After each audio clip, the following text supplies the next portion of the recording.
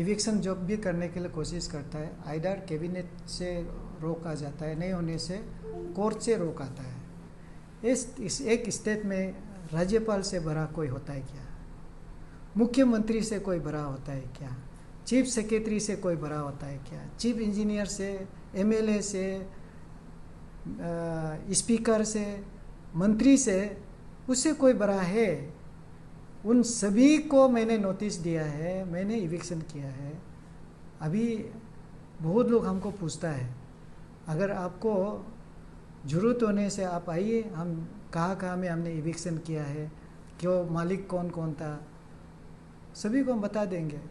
ये ज़रूर आप लोगों का ये गलत फहमी है कि हम सिर्फ ये जो वेजिटेबल वेंडर्स को ही सिर्फ ये इविक्शन करता है। ये हाउसिंग डिपार्टमेंट को लेके मैंने सरकार को भी लिखा, एटलीस्ट मुझे 3 महीना दे दो। अभी 1 साल हो गया, मुझे नहीं दिया। अगर 3 महीना भी दे देता है ना, मैं सारा क्वार्टर को एक सिस्टम में लेके आ सकता है। अंशु का साथ जो बंद कॉल था, हमने ऑर्डर दिया था, पुलिस को ऑर्डर दिया था। पुलिस अगर डिटेंशन नहीं करता है, हम क्या कर सकता है? आप लोग जो कल जो ऑर्डर निकाला सर आपकी तरफ से, जो भी इंक्रोचर्स है उनको ये आपका तरफ से जो अपू आपा का 15 डेज़ का आपने टाइम दिया कि आप लोग आइए और ये सबमिट कीजिए कि आप लोग का ऊपर अपू आपा क्यों ना लगे सर, उसका ऊपर थोड़ा सा बताइए सर। एक्चुअली 2011 में यह स्टेट का फर्स्ट चीफ स्टेट ऑफिसर मुझे बनाया गया था लैंड एंड प्रॉपर्टी को लेके। गवर्नमेंट लैंड एंड प्रॉपर्टी को लोग जो है डैमेज कर रहा था, कब्जा कर रहा था, उसको लेके चीफ स्टेट ऑफिसर जो ड्यूटी रिस्पॉन्सिबिलिटी टेक ओवर किया था। यहाँ जो है 2009-10 में भी एक एक्सरसाइज हुआ जब हमको स्टेट ऑफिसर बनाया गया था। तब डिस्ट्रिक्ट का जितना भी DLRSO है उसको बुलाया गया, उनको एक एक्सरसाइज करने दिया है कि कैपिटल में कितना इंक्रोचमेंट हो गया है। तो उन लोगों ने 5000 का लिस्ट बनाया था। तो 5000 जो लिस्ट बनाया गया था उसको लेके काफ़ी चर्चा हुआ, क्योंकि उसमें 50% जो है गलत इंफॉर्मेशन था। तो उसको लेके सारा कैबिनेट का जो डिसीजन ये रहा था कि इसको फिर एग्ज़ामिन किया जाए। तो उसको एग्ज़ामिन करने का बाद अभी 2017 तक चलते रहा। तो बीच में कैबिनेट ने मुझे, जो मैंने यहाँ का जितना भी इंक्रोचर्स है उस समय में 177 का एक लिस्ट दिया गया था। तो 177 लिस्ट को लेके हमने राजभवन से लेके यहाँ पूरा ईटानगर में सभी को सील कर दिया था। जब सील करके जब यहाँ विवेक विहार और चंदन नगर तक पूरा पहुँच गया तो हमको नाहरलगुन जा नहीं पाया, क्योंकि उसमें एक कैबिनेट डिसीजन हुआ। उस डिसीजन में मेरा ख्याल से ऑनरेबल MLA कम पार्लियामेंट्री सेक्रेटरी लैंड को चेयरमैन बना के ये डिसीजन हुआ है कि फर्दर इविक्शन कैरी आउट नहीं करना है। उन कमेटी को कॉन्स्टिट्यूट करके एग्जामिन करने के लिए दिया गया था।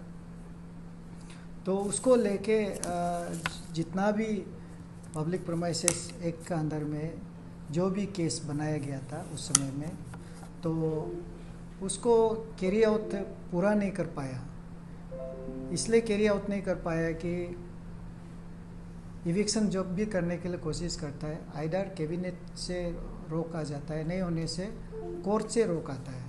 जैसे कि हमने जब से ये DC ऑफिस में आया है, हमने कोशिश की है कि जो इंक्रोचमेंट है, अभी हमारा पास जो भी गवर्नमेंट क्वार्टर्स है उसको अभी 90% नहीं होने से भी 70% जो है ऑलमोस्ट इंक्रोच हो गया। तो उसमें से बहुत से क्वार्टर है ऑलरेडी डैमेज होगा, पार्शली डैमेज हो गया। और उसमें से बहुत से ऐसे जगह में ये हो गया है कि बाय फ्रॉडुलेंट मीन्स में अलॉटमेंट भी लिया गया है, जबकि कुछ रिसेंटली भी अलॉटमेंट जो लिया गया है 17-18 में वो जो है कैबिनेट डिसीजन का अगेंस्ट में था। कैबिनेट डिसीजन जो 5000 जो केस जो इंक्रोचमेंट में दिया गया है कि उसमें से जो जेन्युइन केस को इसको अलॉटमेंट देना है, लेकिन वो टू कंडीशन दिया है कि एक है कि वो गवर्नमेंट का क्वार्टर का प्रोमाइसेस में नहीं होना है। नंबर 2, हमारा जो भी सड़क है उसको एक आरओ डिफाइन किया गया है, तो वो आरओ का अंदर में नहीं होना है। तो इसको वायलेट करके बीच में 17-18 में कोरतर का जितना भी मेरा जब चीफ स्टेट ऑफिसर का समय में जो केस था, केस का होते हुए भी वो अलॉटमेंट दिया गया है। और हम यहाँ में आके, क्योंकि मैं as a deputy commissioner public प्रोमाइसेस act का अंदर में 2003 का अंदर में सेक्शन 12 में हमको एपेलेट अथॉरिटी होता है, तो इसलिए ओरिजिनल कोर्ट जो होता है ADC Itanagar, EAC Itanagar, CO Itanagar, EAC Naharlagun, CO Naharlagun and CO Bandarda, they are the state officer under public प्रोमाइसेस act. तो उन लोगों को केस को टेकअप करना था, लेकिन उन लोग टेकअप करने के लिए बोलने से भी टेकअप नहीं होता है। तो बीच में हमने खुद फिर टेकअप करने किया, क्योंकि चीफ स्टेट ऑफिसर का जो पोस्ट है हम अभी भी होल्ड करता है। तो लेकिन कोर्ट ने ऑब्जर्वेशन दिया है कि, और एडवोकेट लोग भी बोला है कि ओरिजिनल कोर्ट और एपेलेट कोर्ट सेम नहीं हो सकता है बोल के। तो हमारा यहाँ जो एडीसी था बोमजिन और ईएसी लोग को डायरेक्शन दिया कि आप लोग केस को टेकअप करो। तो उन लोगों ने भी वो केस को टेकअप करना नहीं चाहा, क्योंकि उनका कलीग लोग भी शायद इसमें इन्वॉल्व होता होगा, इसलिए वो लोग भी रिलक्टेंट था। तो अभी जो नया हमारा जो एडीसी आया है उनको हमने केस को टेकअप करने दिया। तो टेकअप करने दिया है तो आज सुबह 6 बजे में हमारा जो एक इविक्शन शुरू करना था, क्योंकि मेरा रास्ता में ही इंक्रोचमेंट हो रहा है, तो मैं उसको तो शुरू करना होता है। इसलिए मैंने सोचा कि एच सेक्टर से शुरू करेगा, तो हम लोग एच सेक्टर से ये इविक्शन को ड्राइव को आज शुरू करने का था। तो आज जो जहाँ से शुरू करना था उसका जो है कल रात को स्टे ऑर्डर मिल गया, तो आज हम आगे नहीं बढ़ पाया।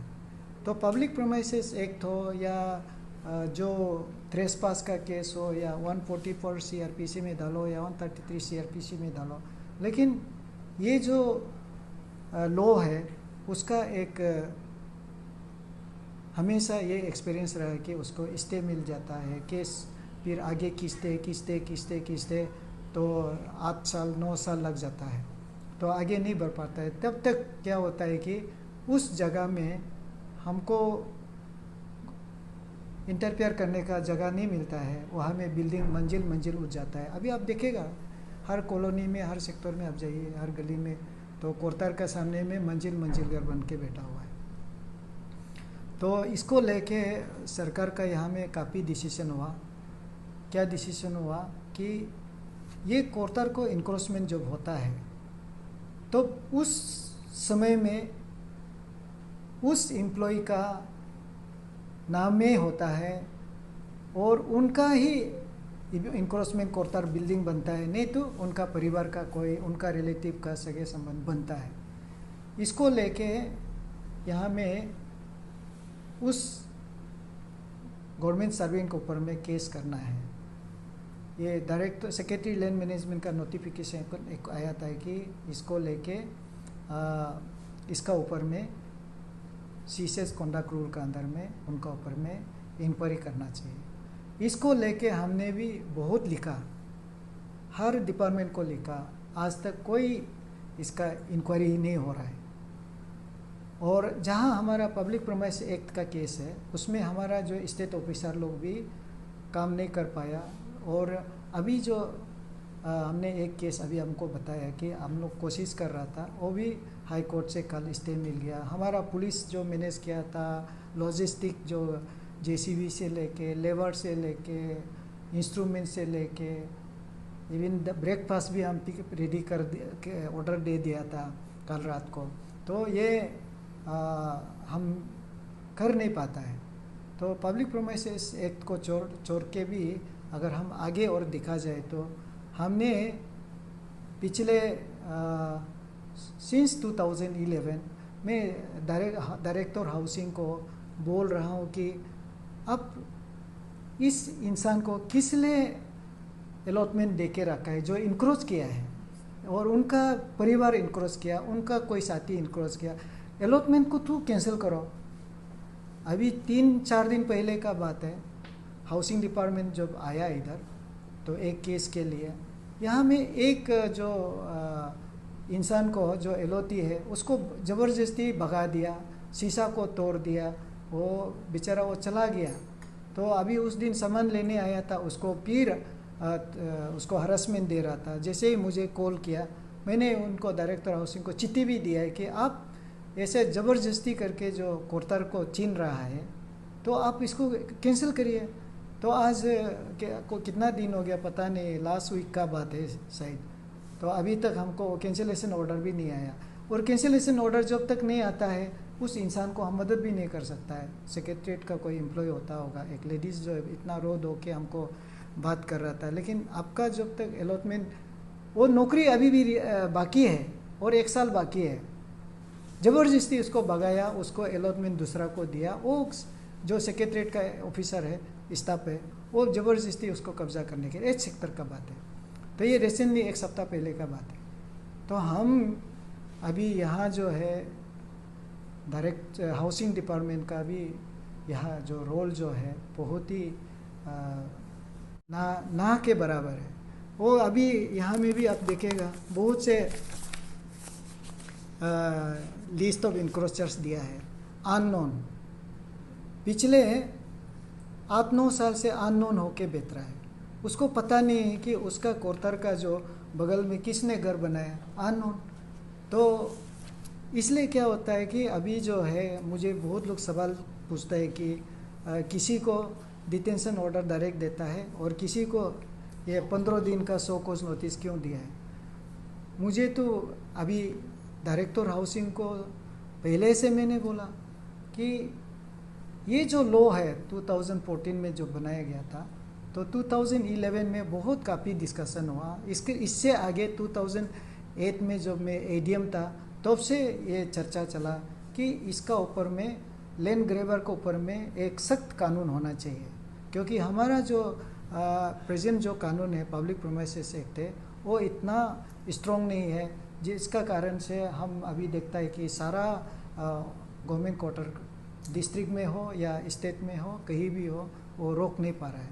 तो इसलिए ये जो लैंड ग्रैबर का एक जो है लकीली उस समय में मैं आई वॉज मैंने हमारा चीफ सेक्रेटरी का साथ डायरेक्ट ऑफिसर था, उसका जो मौका को हमने फ़ायदा उठाते हुए काफ़ी काम हमने कर पाया, और ये जो लैंड ग्रैबर का एक्ट को उसमें डाला गया। और साथ ही साथ आप देखा होगा कि जैसे कि हाईवे ट्रैफिक में भी हमारा पास सिर्फ 16-17 ऑफिसर ही रहता था, तो हमने ईटानगर ट्रैफिक वार्डन भी चीफ सेक्रेटरी को बात करके और उनका आशीर्वाद से ये जो ट्रैफिक को भी जो रेगुलेट करने का आज दिखाई देता है।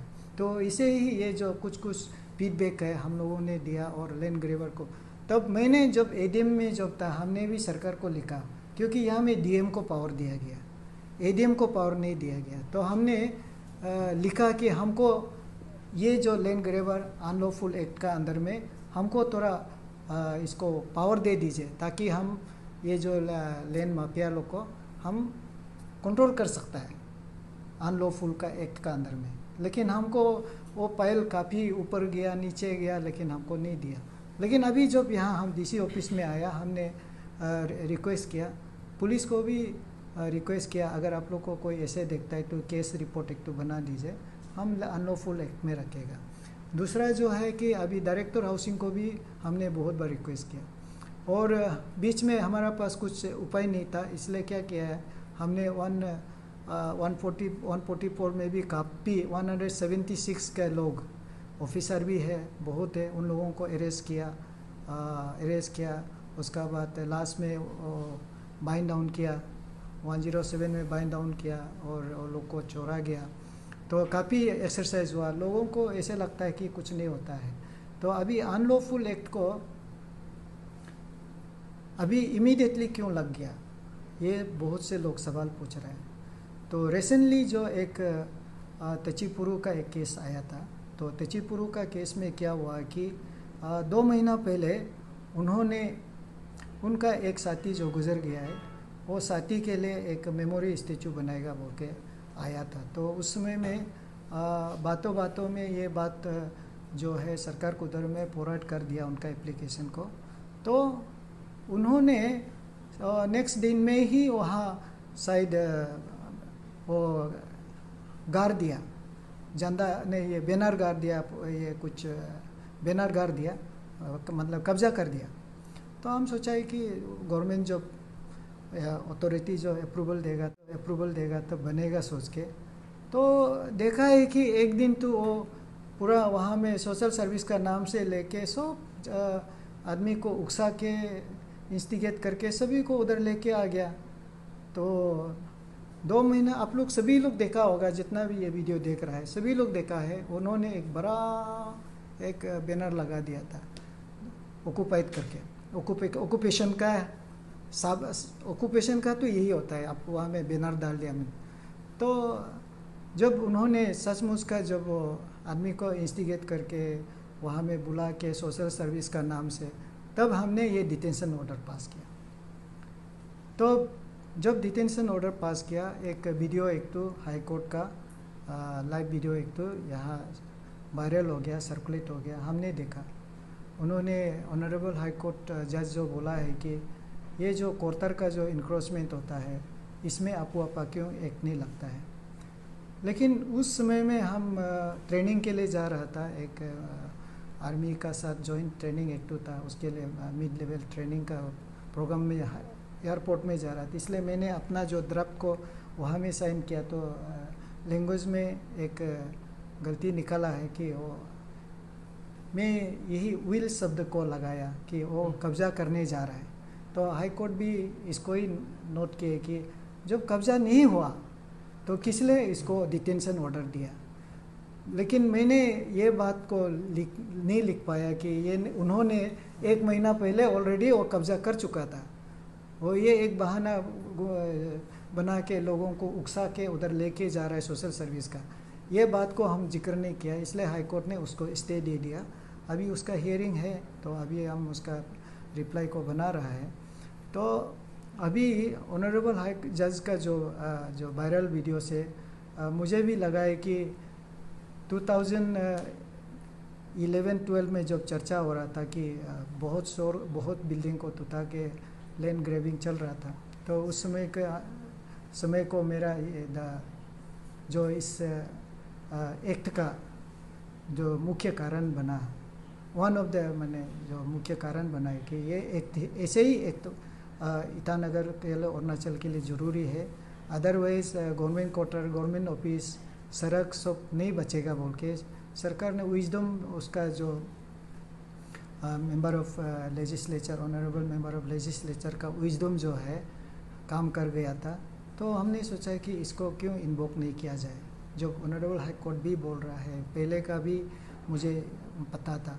तो इसलिए हमने यहाँ रिकॉर्ड ढूंढा, क्योंकि मेरा पास अभी अपीलेट कोर्ट होता है पब्लिक प्रोमाइसेस एक्ट में, जब तक हमारे पास अपील में नहीं आएगा तो ये स्टेट ऑफिसर का पास ही केस रहता है। तो उन लोगों से वो रिकॉर्ड हम मांगा, और इसलिए ये 15 दिन का टाइम दिया, क्योंकि ये गलत इन्फॉर्मेशन भी हो सकता है, सही भी हो सकता है।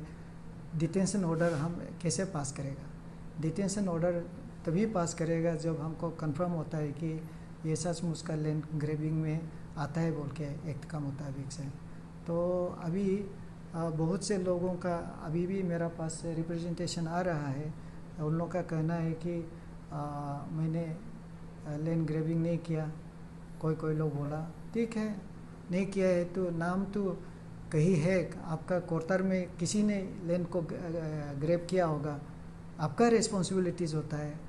जब आपको अलॉटमेंट देता है, जितना प्रोमाइसेस है वो आपका जिम्मेवारी में होता है, तो आप उस जिम्मेवारी को नहीं निभाया तो you are also responsible.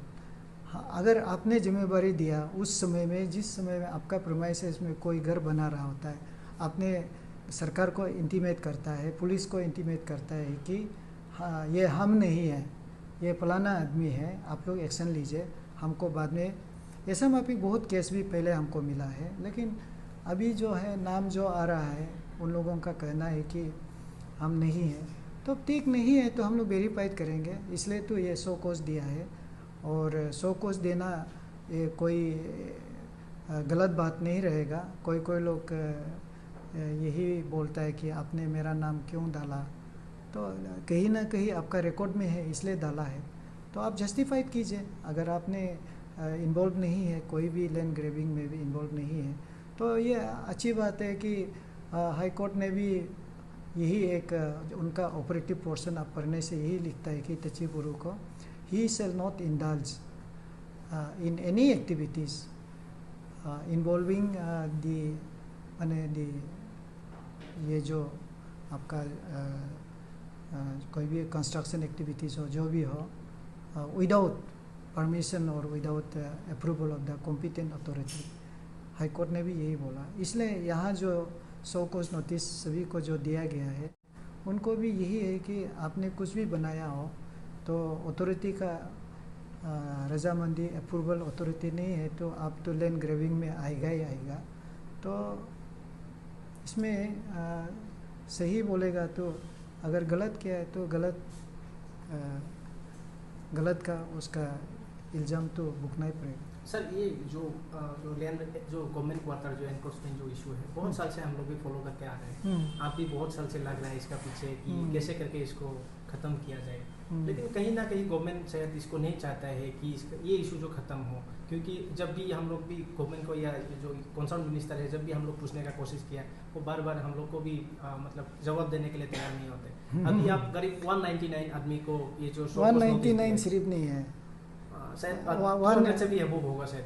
200 above है जी सर। लेकिन सर जो भी आदमी को अभी आप 100 को नोटिस दिया है, बहुत सारा आदमी का नाम हम लोग चेक किया है जो पॉलिटिकल पावर है, बहुत सारा आदमी को हम लोग चेक किया है जिसका ऑफिशियल जो आपका पावर है, डेजिग्नेशन पावर है। तो सर अभी आप लोग डिस्ट्रिक्ट एडमिनिस्ट्रेशन इसको लेके कैसे तैयार है कि इन लोग को चैलेंज कर सके आप लोग, क्योंकि आप लोग का ऊपर में भी दबाव आएगा या आप भी ट्रांसफर हो सकता है सर इसका ऊपर में क्योंकि गवर्नमेंट बिल्कुल इसमें इंटरेस्ट नहीं है कि ये इशू सॉल्व किया जाए। तो सर आप लोग कैसे इसमें तैयार हैं? एक बात है कि ट्रांसफ़र पोस्टिंग एक सर्विस का एक पार्ट है, इसलिए उसके लिए अपना जो सही काम है वो करने में सोचना नहीं चाहिए। रिज़ल्ट कहीं भी हो, हमें रिज़ल्ट का पीछे जाना चाहिए, कोशिश करना चाहिए। और दूसरा है कि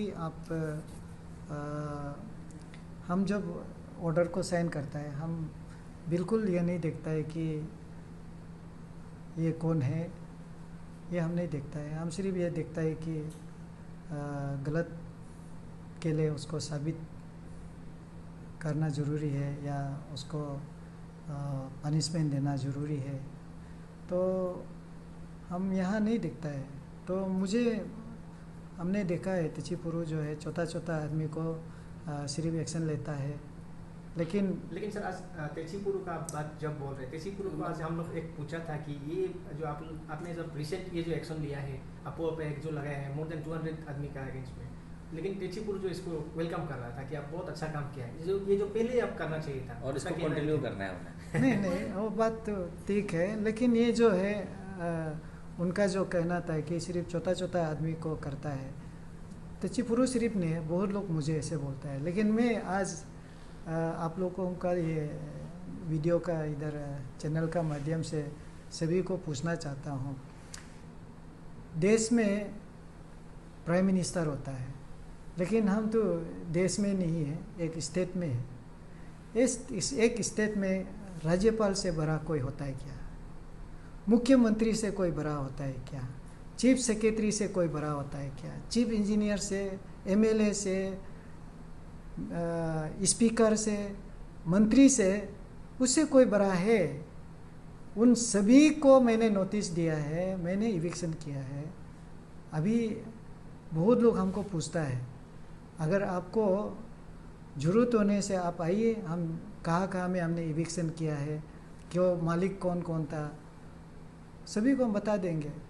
ये ज़रूर आप लोगों का ये गलत फहमी है कि हम सिर्फ ये जो वेजिटेबल वेंडर्स को ही सिर्फ ये इविक्शन करता है। आपका नज़र में ऐसे हो सकता है, लेकिन मैं आज आपको गलत नहीं बताऊंगा। राज्यपाल, मुख्यमंत्री, chief secretary, chief engineer, director, MLA, speaker, सभी का हमने एक्शन लिया है। इससे बड़ा अगर कोई है तो स्टेट में हमको बता दीजिए। और सर जो आपने 15 डेज का सर ऑर्डर लिया है हाँ, का सर, हाँ। इन केस अगर सर 15 डेज के बाद भी ये सरेंडर नहीं करते sir, further course of action sir क्या नहीं रहेगा? नहीं, सरेंडर नहीं है। 15 डेज का अंदर में वो लोग लिखित में हमको जवाब देना है। जवाब तो आज भी आ रहा है कि कोई लोग बोला है कि हमने ये नहीं किया, ऐसे नहीं किया। तो हमारा रिकॉर्ड बोल रहा है कि आपको तो एफआईआर दिया गया है था, और हमारा रिकॉर्ड बता रहा है कि आप वहाँ पे कहीं दिन आप वहाँ बैठ चुका था। तो हो सकता है कि रिकॉर्ड में कुछ गड़बड़ हो गया होगा, तो हम counter verification on the ground में करेंगे। Counter verification record of the director housing को देखेंगे। उसका बाद हमारा जो वेरिफिकेशन टीम होता है, हमने जिक्र किया है, और दूसरा जो है डायरेक्टर हाउसिंग का रिपोर्ट का जिक्र किया है। और इसलिए क्रॉस वेरिफिकेशन करके जिसको पाया जाता है कि ओसास्पूंस का ये लैंड ग्रेबिंग किया है, तो हम उसको जो ऑर्डर बनता है बनेगा। हमारा काम है ऑर्डर बनाना। मुझे बीच में आप लोगों ने भी सुना होगा, मैं अंशु का साथ जब बंद कॉल था, हमने ऑर्डर दिया था, पुलिस को ऑर्डर दिया था। पुलिस अगर डिटेंशन नहीं करता है, हम क्या कर सकता है? ऑर्डर तो बनेगा without any fear and favour.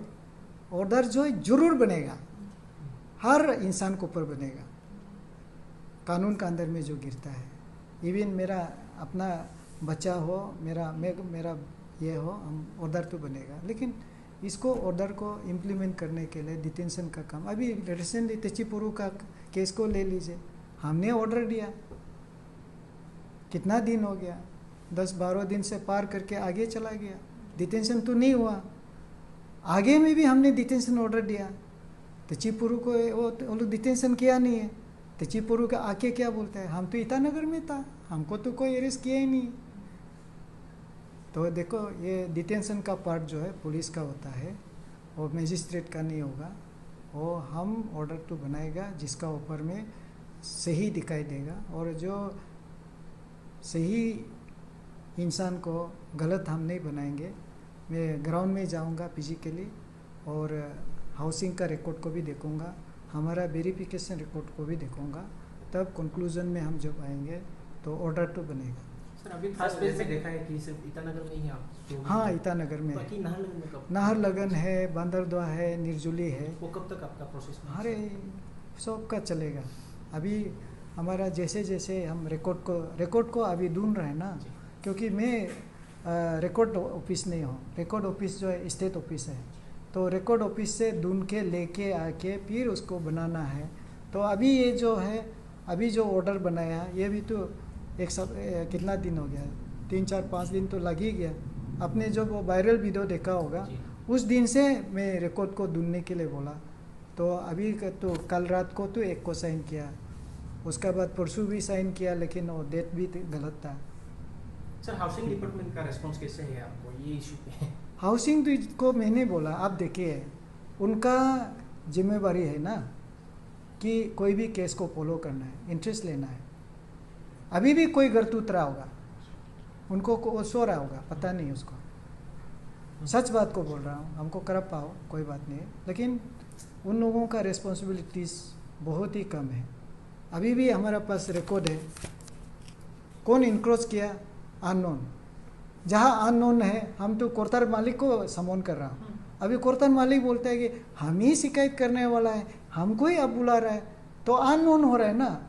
आप तो बताओ ना, यह कौन है, आपका जो कोर्टार है उसका बगल में जो है, आप ही तो बताओ। तो उसको ही बुलाना पड़ता है। तो हाउसिंग का काम है ना, वो पर्टिकुलर आदमी को अभी 10 साल हो गया उसको पकड़ने के, बताने के लिए। और दूसरा है कि आप कोर्टार को इंक्रोच कर रहा है, उसका अलॉटमेंट को क्यों कैंसिल नहीं करता है? मैं तो 10 साल से उसको रिक्वेस्ट कर रहा है, बोल रहा हूँ कि आप कैंसिल कर दीजिए। मैं अभी जो बताया लिख के भी दिया, एक सप्ताह हुआ ना, 4-5 दिन हुआ। हम बोला इसको तो कैंसिल कर दो।